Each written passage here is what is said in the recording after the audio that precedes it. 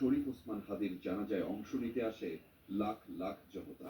জাতীয় সংসদ ভবন থেকে শুরু, রাজধানী সহ দেশের বিভিন্ন প্রান্ত থেকে উপস্থিত ছাত্র জনতার ঢল গিয়ে উপচে পড়ে মানিক মিয়া এভিনিউ, খামারবাড়ি, আসাদ গেট এলাকা পর্যন্ত।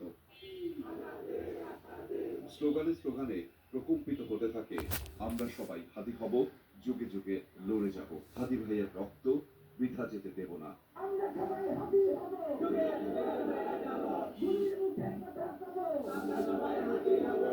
আকাশ থেকে দেখলে মানুষের উপস্থিতি ছাড়া কিছুই মিলবে না। সাধারণের এমন উপস্থিতি স্মরণকালে কি দেখা গেছে? জানাজা শুরুর আগে জনতা একসাথে জোহরের নামাজ আদায় করেন, এমন দৃশ্য খুব কম সময়ই দেখা যায়। 2টা নাগাদ সংসদ ভবনের দক্ষিণ প্লাজায় এসে পৌঁছায় হাদির মরদেহ।